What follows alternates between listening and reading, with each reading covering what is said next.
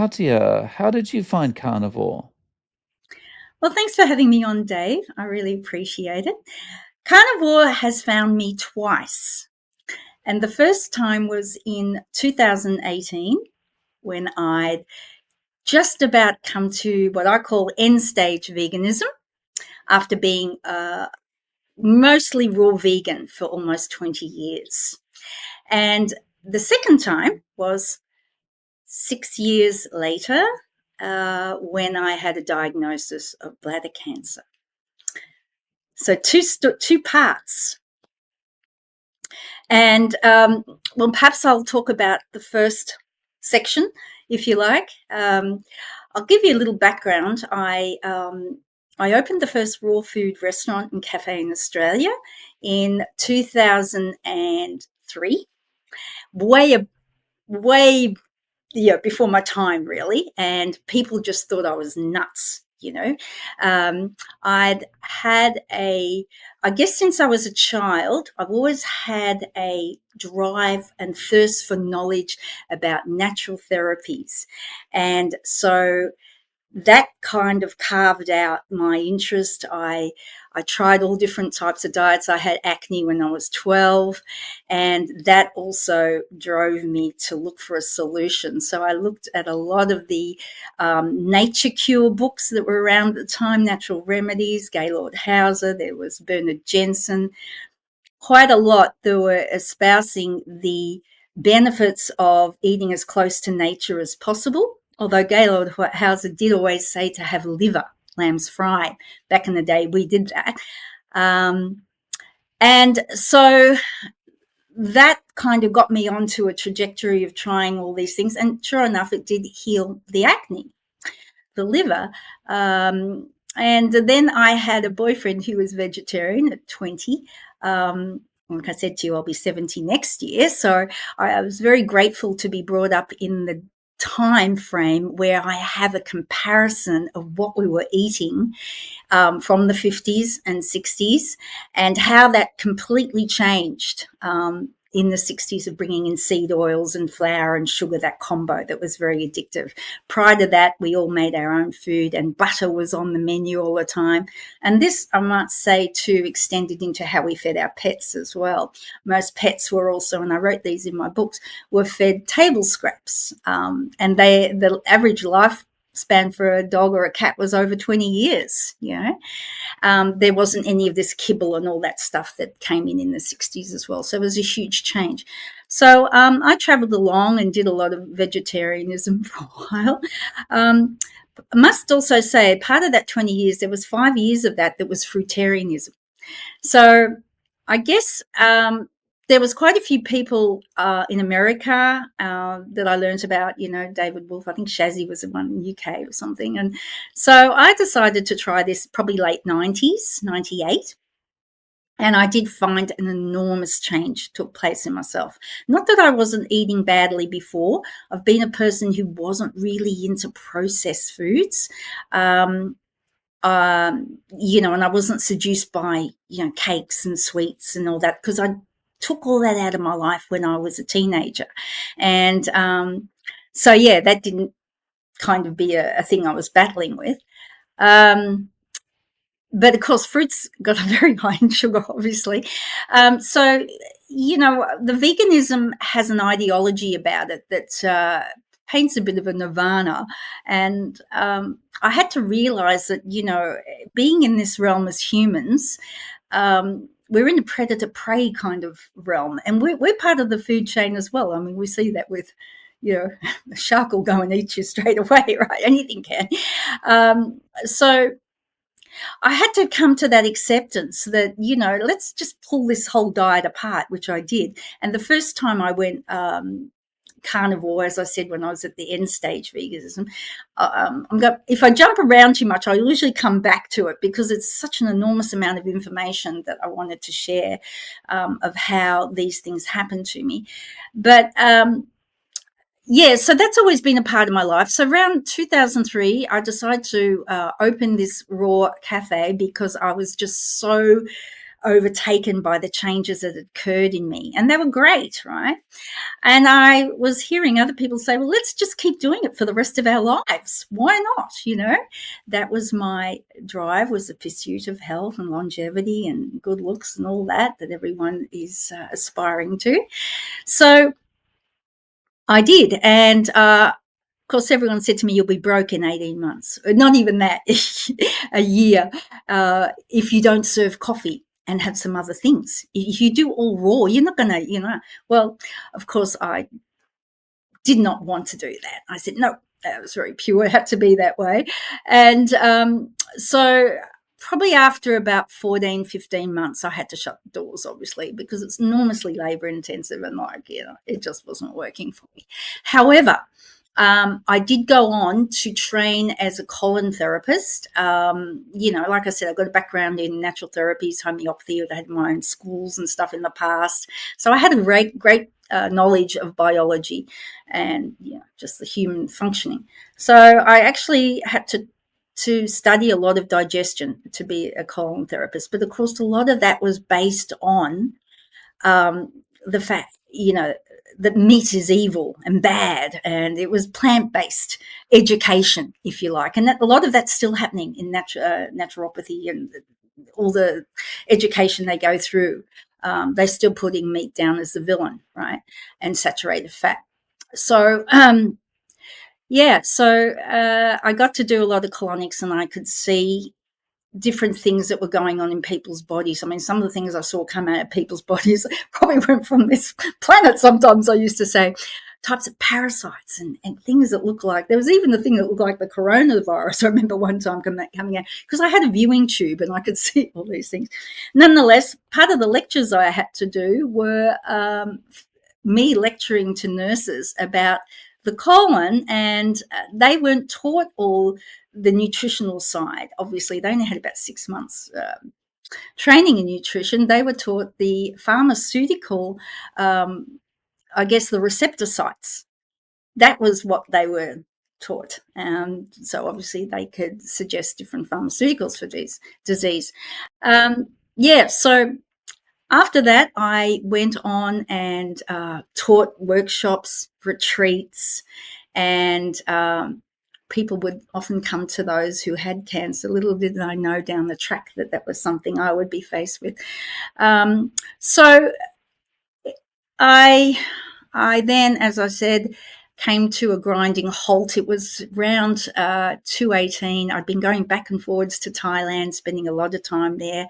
About 214, I decided to go fruitarian and really up it. And that to me was the epitome of nirvana, like living in fruit heaven. And that was okay for a while, but then my teeth, my God, the teeth started to deteriorate. And I would be getting these tiny, tiny pinhole decay all along the gum lines. And then that even went into just teeth snapping, eating an almond or a carrot. And I've got to say, I was extremely disciplined. Not one time did I waver. People couldn't believe it. They thought I was so hardcore. But that's how I was, And the dentist, I was having dental work in Thailand, and she said, what are you doing? Are you sucking on candy all day long or something, And of course, it was a fruit. And so again, that has started to affect me, obviously, in many other ways. Not only did the anxiety start to rise in me, but I couldn't quell it, and I had insomnia. Now, the thing that really broke the straw that broke the camel's back was I was in Thailand and I had 2 bouts of food poisoning within 2 months, and they just knocked me out. The second one knocked me out, and it was from this tofu. I think it was the water that the tofu was in, because we're in Chiang Yeah. Rai. No, nothing good ever comes from tofu. And it was sitting in this water. It was an organic, supposed market, because I was very grateful and lucky to be living in an organic village, because they grew all the fruits and vegetables and whatnot. But anyways, I got to the point where I was absolutely heaving over the toilet bowl in in absolute pain, and I wasn't sleeping, and I was down on my knees saying, what am I going to do? I've got a platform here. I've got, I'm teaching people all the benefits of having a raw food diet, and behind the scenes, I'm struggling. And I thought, what am I going to do? I can't lie, you know? So it was terrible. And when it happened the second time and I couldn't recover from it, well, my immune system was pretty well trashed, you know. So there's other things going on as well. I got very anemic also. This is going back in 2007 when I was running these retreats. It didn't take me long to get anemic. But I must mention at the time, this is when a lot of these green powders came onto the market. And I was convinced that this was going to be my answer because as it turned out, I went and had blood tests and I was so anemic. I was down to something like 5. And the doctor said he couldn't believe how I was still walking around. He said, you're going to have a transfusion. Well, he said that after when the first suggestion was, you have to start eating red meat. And I said, I can't do that. And he couldn't believe it. He said, you're a foolish, foolish girl. And I ended up having transfusions because no one knew this. I'm running these retreats, and and I was lucky to get my breath walking to the mailbox. It's really bad anemia. So of course I thought these green powders were going to be the answer, and because they said so. This can supply all your iron because it's not heme iron. And so, yep, okay, that's going to do it. And I did feel a bit better for a while. These spirulinas and algae and I was actually importing them and selling them.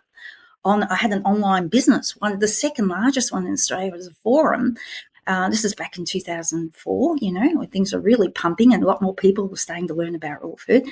And so that happened as well.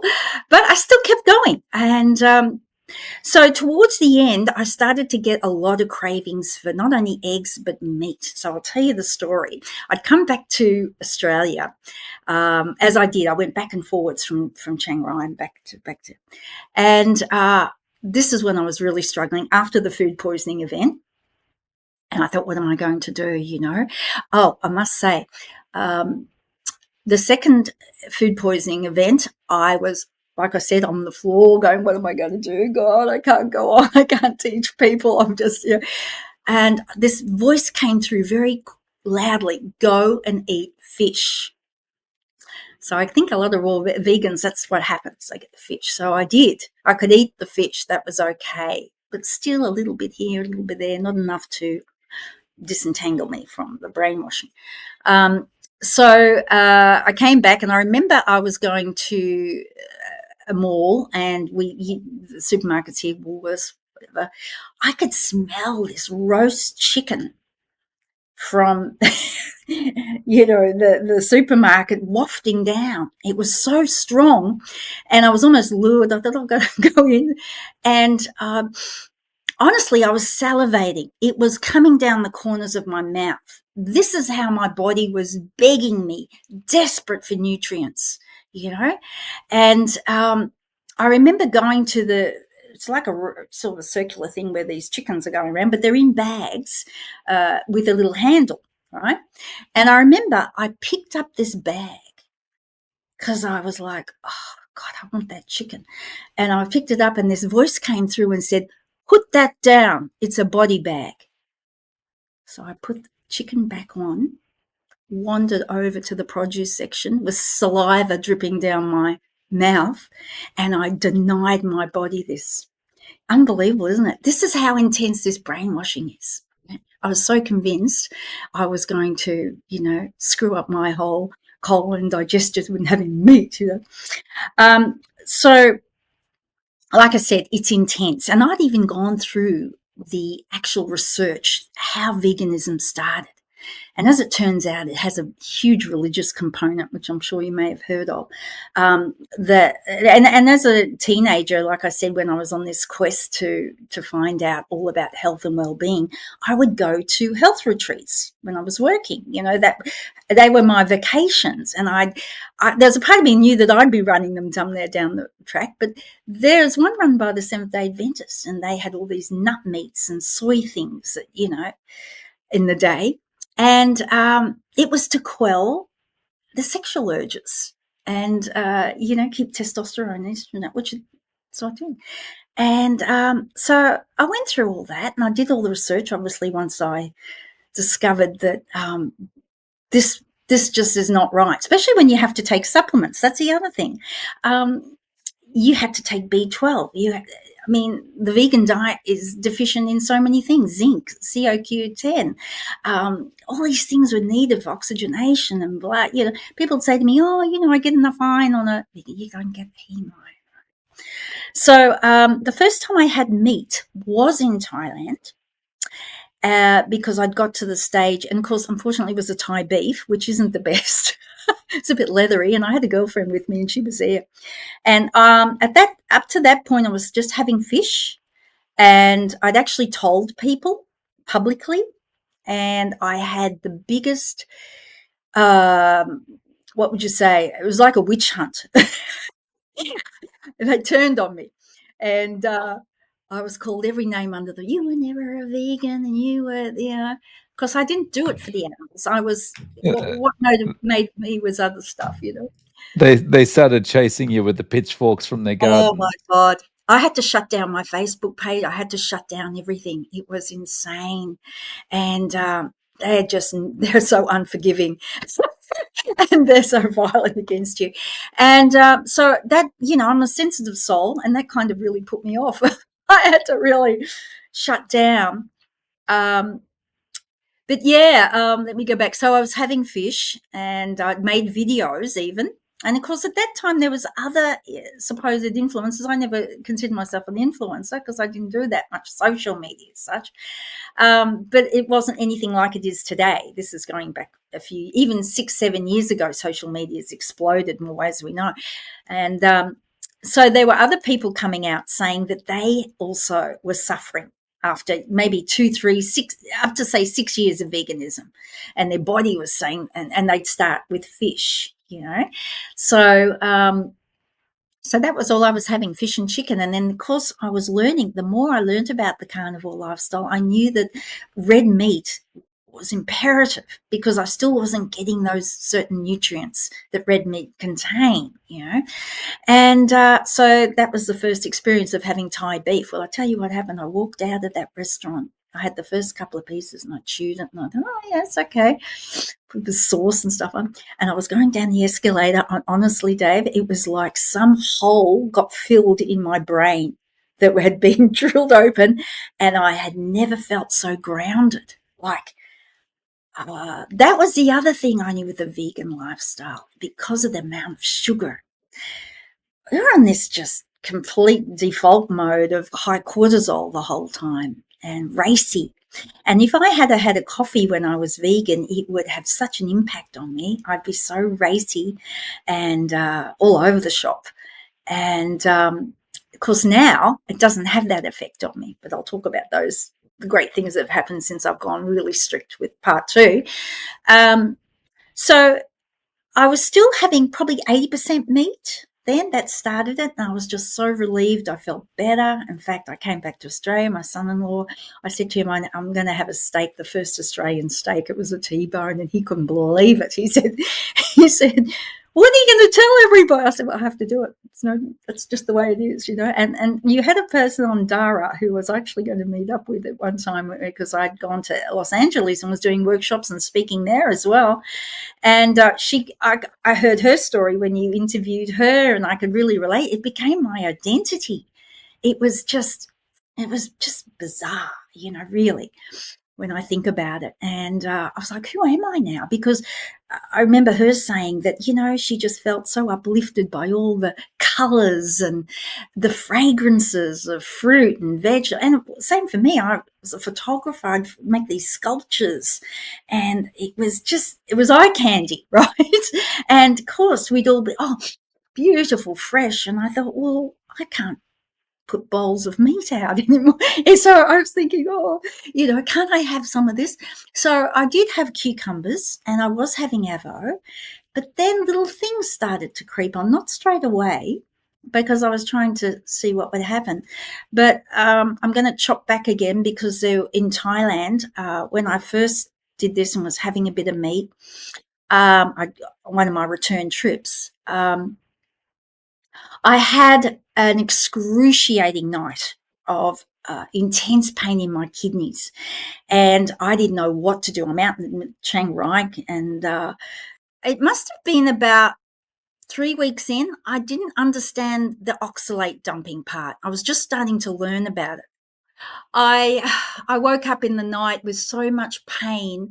I I I couldn't even stand up straight. I was doubling over with this pain. And I thought, oh my God, it's the meat. It's given me a kidney stone. What am I going to do? How can I get help? How can I get to a hospital? I was walking around my home trying to make this pain disappear.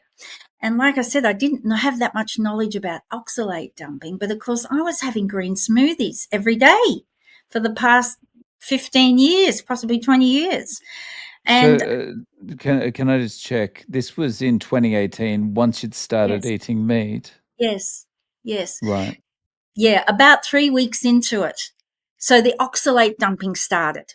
And I was also waking up with these little shards of like glass. And of course, I'd listened to Sally Norton and I knew that this was okay. It wasn't something to be terrified of or whatever, but the kidney pain was really bad. Yeah. So anyway, that passed, and over the course of the COVID years, I had a lot of stress also with my father was in palliative care for a long time.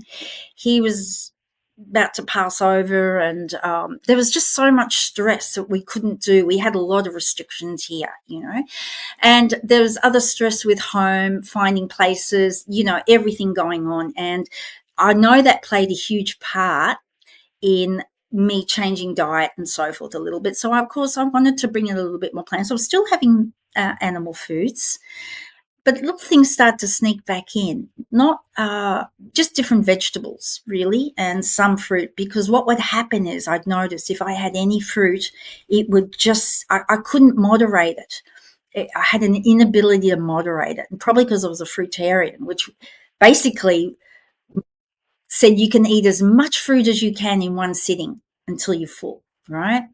So it was just, green flags for fruit. But I wore the consequences of it. I'd really trashed my ability to stabilize insulin in my body. It was just bizarre. It was just all over the shop. So, yeah, and that's kind of what happened. I started to have more plant food and I started to get bloating. I started to get other things happen that I had relief from when I was eating at least maybe 80% meat. And then I got into a relationship with someone who was plant based. And I mean, I'm a great cook. I had books where I'd made enormous amount of recipes that I'd made up, and I love it. I'm very inventive, and these things start to creep in more, and I'd get problems, digestive problems, big time. Um, so let's fast forward to what happened to maybe a year and a half ago. I started to have UTIs, and they weren't clearing up. I'd go the routes I've gone before, and nothing was having an effect. So, of course, that started a trail of investigation. And so I went to the GP, and then he put me on to another specialist. And then once that time came around from the specialist, once they received some scans and they actually did detect kind of they thought were polyps in the bladder, the specialist said she didn't want to do any surgery on that. That wasn't, she suggested I go to a different urologist. So that screwed up the time frame trying to get a diagnosis as well. And in the meantime, I then came into this cycle that got worse and worse, and still having a lot of stress and some plant stuff. And I found that I wasn't able to get into this peaceful state again, very easily, startled and in that fight and flight mode, which is probably most people's default mode, really, because we get used to it. So it wasn't. When did this happen? Okay, let me just do the time frame. Okay, so the beginning of this year, um, And I mentioned to you about Jose who came on, and I was drawn to watch that video.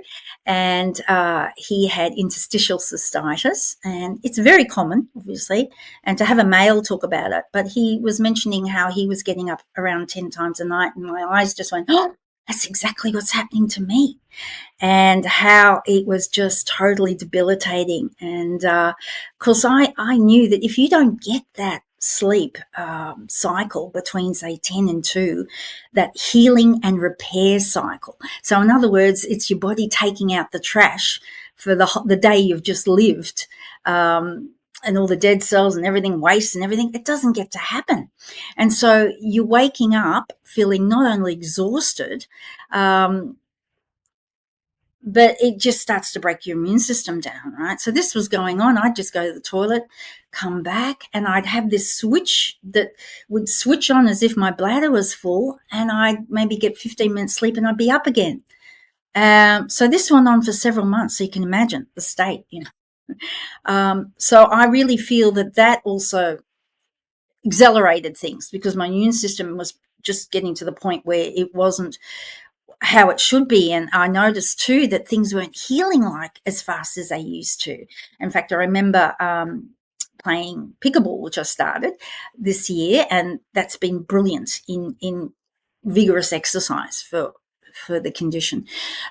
So yeah, I just noticed that things weren't healing. I had a couple of toenails that I looked at them and I went, oh, and it started to lift up. And what had happened was my foot would hit the end of the shoe playing pickleball. I mean, years ago that wouldn't really do too much, but because my immune system was so low, it made my toenail go black and just fall off, you know.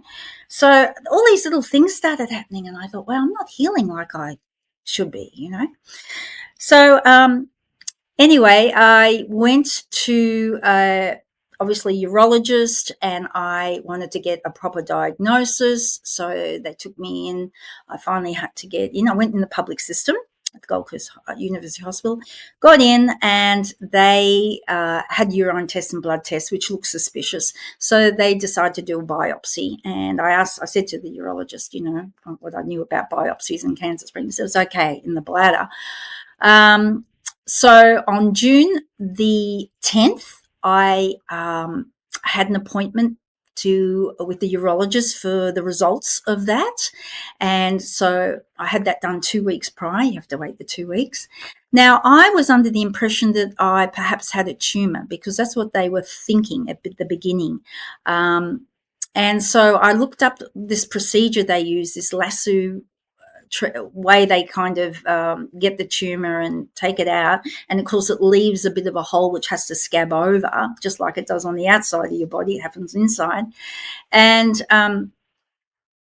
so I thought, oh, because 2 days before the appointment, which was June the 10th, on the 8th, I started getting blood clots come through in the toilet bowl, and it would hurt to pass urine, and they were big clots, and the urine and a lot of blood.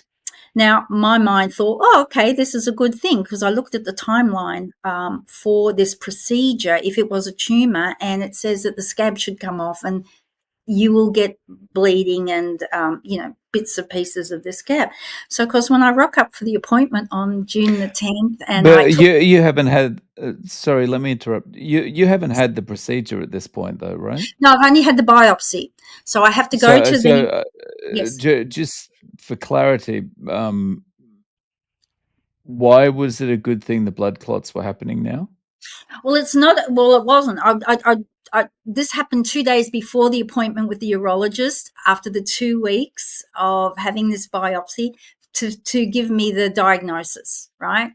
So this bleeding started on the weekend. I had the appointment on the Monday, and like I said, I was just assuming it was just part of the healing process for what he'd done. So as he tells me, no, there was no tumor. Your bladder, the mucosa, had cancer cells all over it. So I went, oh. So I showed him the photos. I took photos of these clots and in the blood in the toilet, and he said, it's clotting. He said, now, you look okay, you go home, and if by any chance you can't pass urine, and just come straight back into emergency. Okay, I'm in the public system, obviously. So, unbeknown to me, that's exactly what happened. I'm driving. I left. I went to go back home. It was probably a 40-minute drive. I stopped to go to try and go to the toilet, and I couldn't pass any urine. And the pain that started was unbearable. So I thought, what am I going to do? I've got this urge to go, and nothing's coming. It was obviously a clot was obstructing the urine in the urethra, and it was the pain was so unbearable, Dave. I don't think I've had pain like this. It was like, oh, I thought I'd have to pull over and get an ambulance. Ring an ambulance. I finally got back to the hospital, and I was just beside myself. I'd gone into emergency, and so they tried to get me through as fast as possible, put a catheter and get these clots out. Now, as it turned out, I stayed in hospital for 4 days with this clotting and bleeding. And I was kind of just detached from it. I was letting it go. I didn't want to look at it, blood red, like claret red or beet red blood. As it turned out, that biopsy had actually helped remove some of the cancer cells, and they came back a bit weaker. The urologist did say to me, he suggested that I have the immunotherapy that they were offering called BCG, which is basically an installation of a tuberculosis virus they put into the bladder to get your own immune system to fight that and build that up. So I did a lot of research, and I thought that's okay, that's acceptable. They said if you can't do that, well, there's the other chemos and stuff, which there's no way known I'm doing any of that stuff because So I said, okay, I'll do that. And it's not a pleasant experience, I've got to tell you. But I went through it and I was pretty detached. Now, the other thing is, there was no time that I had a fear around that. But I knew that I had to get some dietary help. And this is where I came across another video with a lovely man, Robin, who had stage 4 cancer. And just as it turns out, he didn't live far from me. And so I've always had acupuncture in my life. I think it's a brilliant form of therapy. And so I went to him to have some acupuncture. And of course, he told me his story. And he said to me, you've got to go straight back on carnivore. And he said, it's got to be strict, and he told me how he healed himself as well. So I made that decision that that's what I got to do. And so, on not even a week later from having this diagnosis and coming out of the hospital, because I was in the hospital for 4 days, I started strict carnivore. And I got to tell you, the results, like within a week, I've got a list here of so I'll go through those. The first thing, I had neck and back pain and all kinds of stuff that just wouldn't go. It doesn't matter what I did with massaging and everything, and I quite regularly have massages.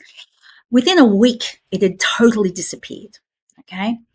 The anxiety that I had, this fight and flight feeling that would just get triggered easily, that started to go. And how I really noticed it, in traffic, there was a car that tried to overtake and went in front. Now, prior to me having carnivore, I would have felt this raciness go through me, as you do. You think, oh, I've got to react quickly here.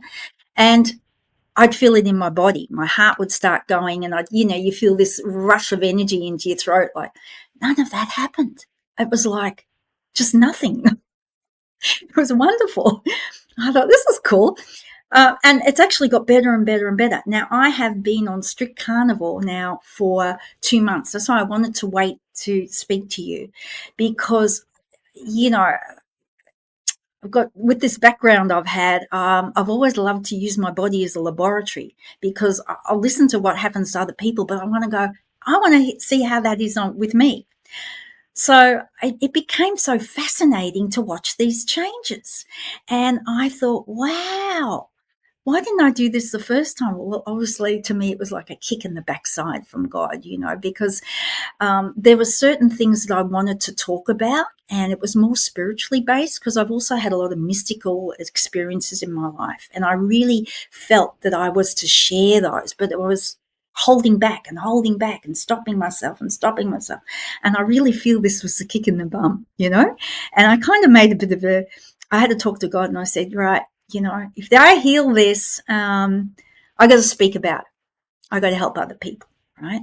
Because I've always had this knowing that we've got this hardware inside us that can heal. And a lot of people, we don't know how to work it. And that's what I wanted to share with people. The first time I went carnivore, I noticed my hair fell out a lot.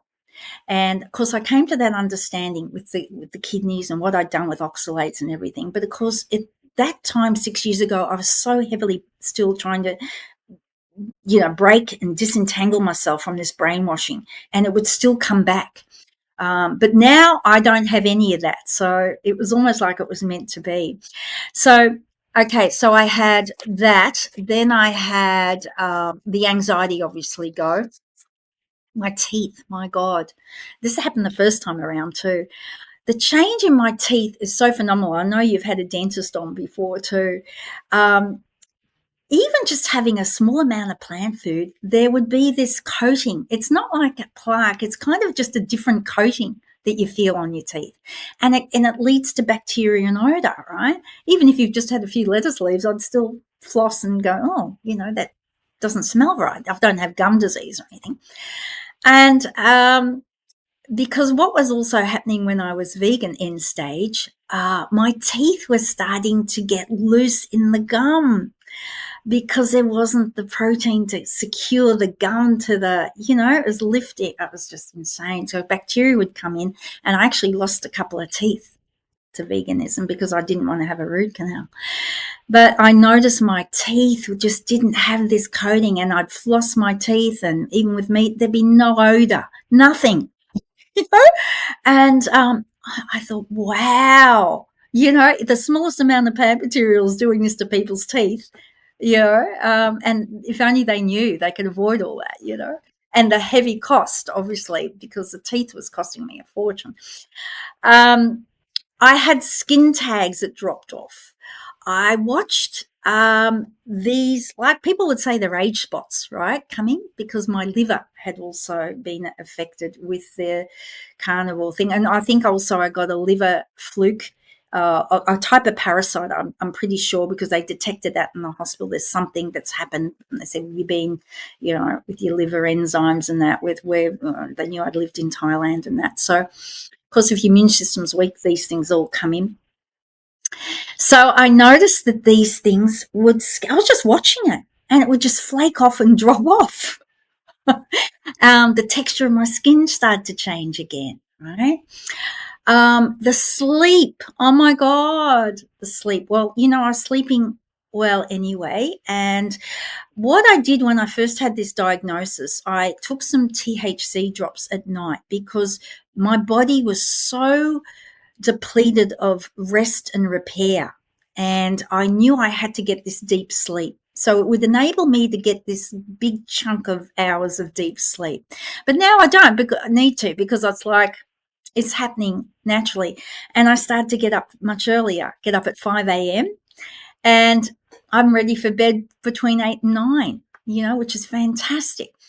So I'm getting this deep healing sleep as well. When I started on the 17th of June, we're now the 1st, okay. So what happened after 2 months to the day, I had this incredible shift in my body. It was almost like this feeling that everything had gone. And of course, I didn't identify with being a cancer patient or anything like that. And I didn't get into this type of mentality where I'm a victim and this is my life and I got to battle. I never use any of that language. In fact, I didn't actually own it at all. And I think that played a huge part because I wasn't going to bed with the anxiety, which a lot of people who've given a kind of diagnosis like this would be going through. And same in the mornings, waking up with the first thing is I've got this, and my life could be limited, and this is the end kind of thing. None of that ever happened. I never just kept on going on with my life, and I saw it for the purpose it was having, and to get me back onto carnivore. I honestly believe God led me back to carnivore, um, And look, even the concept that meat heals years ago would have just bamboozled me. It would have like, how is that possible? I've been taught the complete opposite in all my training. What is the status of your bladder at the moment? Well, I have a 4 weeks to go before I go back, and they want to put a camera in and check how things are going. But even the urologist, the nurse I was seeing, she said, you won't have it. She said, you come in here, and every week, I did this for 6 weeks, most people, in fact, 99% of people are saying they can't handle it. They're not improving. They've got this going on. They feel terrible on because obviously they're just doing what they were doing. They haven't changed their life in any way, right? And especially dietary. And she said, you come in here and all you've got, there's no way known you can have. At this stage, even though you've got to have that test in 4 weeks, at this stage, like there's no pressure, or you're not waking up multiple times or anything like that. I don't even look, there's a few nights I don't even get up at all. I'll wake up, maybe fall asleep at 8, wake up at 10, have a wee, and go back to sleep, and I'm nothing until 5 a.m. I have no pain. I have no discomfort. I'm not even aware of anything. It is like night and day. So none of that's going on. I can press all around them, but there's nothing. Um, so yeah, I'm pretty And confident. and th Mm. th you're not, experiencing anything that you feel is oxalate dumping either at the moment? Um, Still getting a little bit out of my eyes, but nothing like I did the first time around. No. Um, um, yeah. Like I said, with the kidney problem, they tend to think that was kind of associated with the bladder, and that is also associated. I mean, I know cancer is multifaceted, and there's definitely an emotional stress, and I was definitely under a lot of emotional stress. That's now alleviated, and you need to feel safe. But the thing with any cancer diagnosis, you have to change your life a lot. You have to make decisions. You have to take responsibility for your life. You have to move. And the one great thing too is my lung capacity. Now, I was an ex-smoker. This is going back a long, long time. My lung capacity has just got shot out. I was been playing pickleball, and I play it 2 hours, 6 hours a week. And even the urologist said, if you had cancer, you wouldn't be doing that. You know? So, and my stamina and strength is increasing, and I'm playing against people half my age, and they're huffing and puffing, and I don't have. This has only happened, say, the last week, where I don't huff and puff. So this is why I'm so fascinated by the longer you stay on this, the deeper the changes go. And I remember Robin saying to me, this will go even deeper into the bones. And I'm grateful I've got this overview of how the body works, and because I had to study and learn all that. And so it's just totally fascinating. Like I said, the lung capacity, my breathing is brilliant, and I know that Right. that's to increase. Yeah. Yeah. So what does a day of eating look like for you? Right. Well, that's also another thing that happened on the 2 month mark.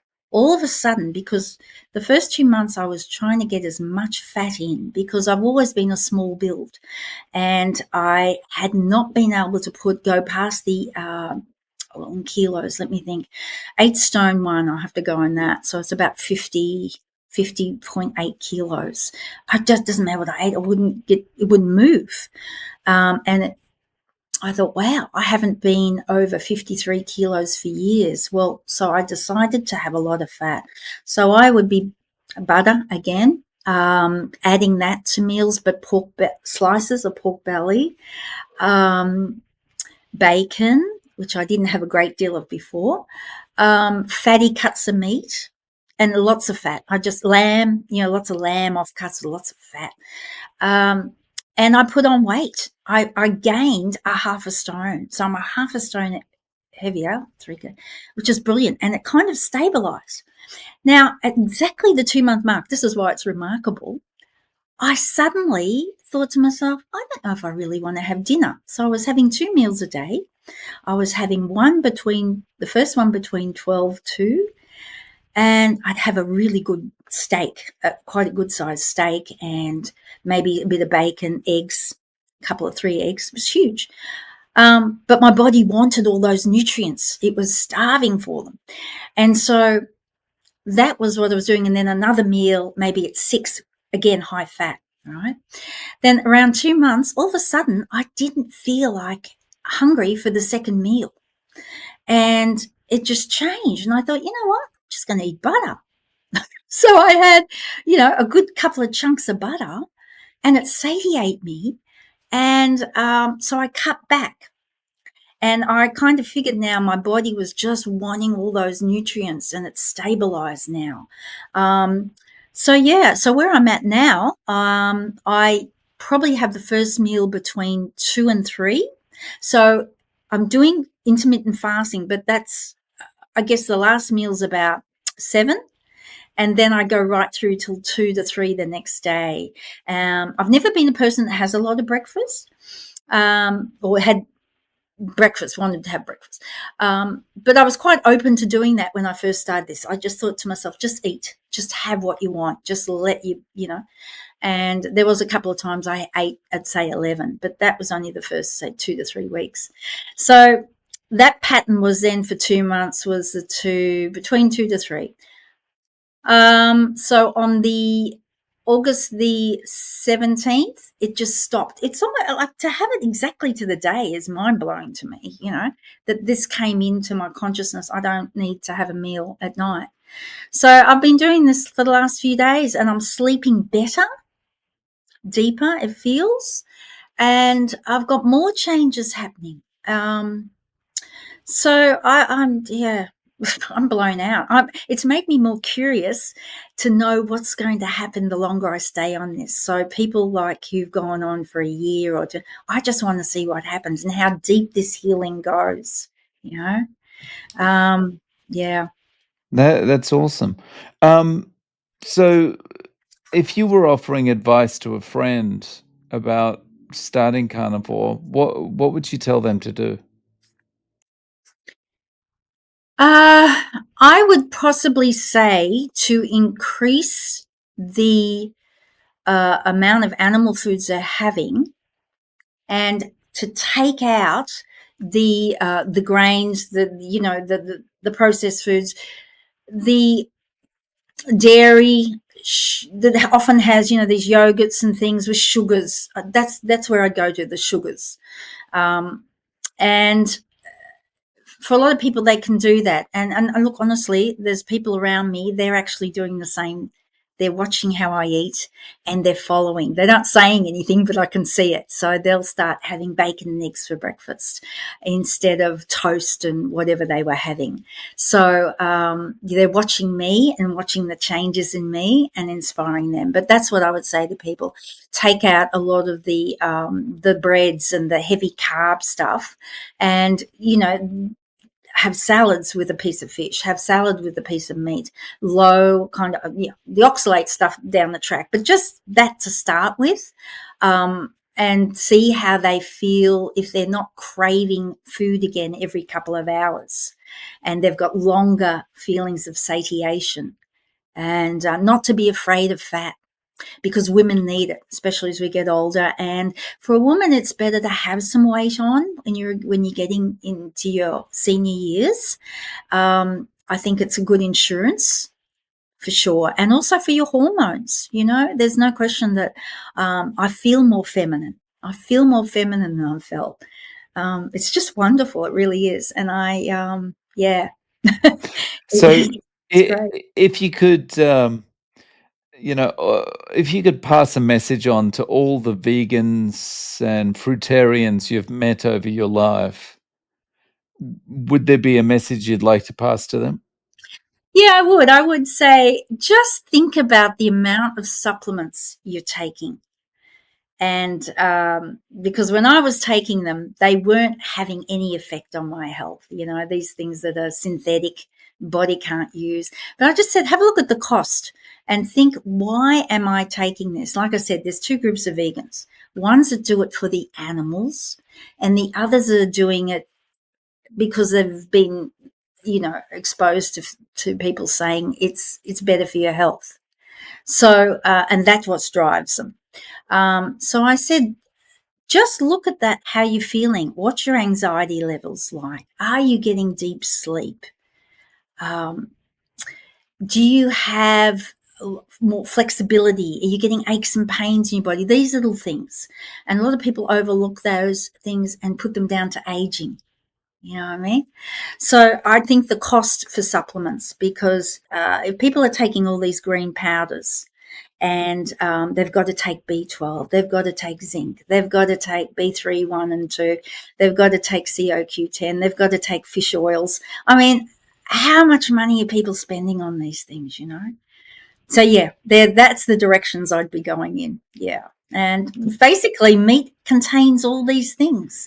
But I have an understanding for vegans, and in as much as the brainwashing side, it's so hard to break through that and drop that fear of meat. Yeah. Yeah. So, Katya, I wonder if you'll come on after you get your results and let us know what happens and how things are going, maybe I'd in love to. Yeah. 4 weeks or 8 weeks' time. Yeah, I'd love to do that. Thanks, Dave. Yeah. Like I said, I was a little bit reticent about coming on, but because I have such a strong association with my body, any nuance, any change I'm aware of, right? That I just know. And not only that, there was people around me who had said to me, you haven't got cancer. It's gone. And I said, how do you know? And they said, I don't know. I just have this knowing. And I've had two very close friends and who've seen me go through this, and they are absolutely, not only are they inspired, they've made massive changes themselves, but they are in awe of how I've tackled this, you know? Yeah. So to me, it's been an enormous blessing. It really has. Yeah. That's fantastic. Mm. Um, so, Katya, if people want to reach out to you, how can they get in contact? Okay, well, I guess I've been kicked in the backside to go out again publicly, and I'm quite happy to do that. I didn't think it would be in this area of having had cancer, but I'm willing to do that. So I've just started another YouTube channel called Soul Source Wisdom, and I haven't done any videos yet, but I will be as of tomorrow. Um, so yeah, they can contact me there, and my email is there, and I'm happy to speak to anybody. But certainly feel, as people have said, fed back to me, that they are inspired by me, and I certainly have. I tend to carry. This is what people said to me. I've got a frequency of resilience, incredible resilience, especially with a lot of traumas I've had, and I am quite fearless in a lot of things. And so I inspire people to be brave and go by their own feeling. And what I want to help people with is to connect with their own body, because it has the intelligence. It's an innate system that we've been gifted with. It's a hardware system that, when you understand how it works, it's your greatest gift, because it alerts you to anything that's going on that is off course and it's causing a disturbance in your body. And if you can understand that, then you know when you're off track. And you can change that with just the different thinking, the different perspectives that come in. The other thing too I've noticed is you do become more loving. It's a very big shift that happens internally, mentally within you. I'm blown out. Sometimes brings me to tears. I think you have more compassion, whereas I used to think it was the other way around with veganism. But people who, you don't see people going back to veganism and carnivores all turning on them, or people, coming for them with their pitchforks. It doesn't happen. It's always only the other way around, which is obviously has Yeah, cultish behaviors, right? Yeah. So I'm happy to help yeah, people anyway, just to give them hope, not just hope, but just possibility, because we can heal anything really, and we've got the hardware to do it. And yeah, that's what people need in the beginning when they have this kind of diagnosis or anything that they're challenged with. they need to know that there's possibility to overcome these things. Yeah. Um, so, Katya, I'll link to your YouTube channel in the show notes. Thank you. Um, Thank you so much for coming on and sharing your story and experience. I really appreciate your time. I look forward to coming back on and sharing more with you. Yeah. Thanks, Dave. Appreciate it very much.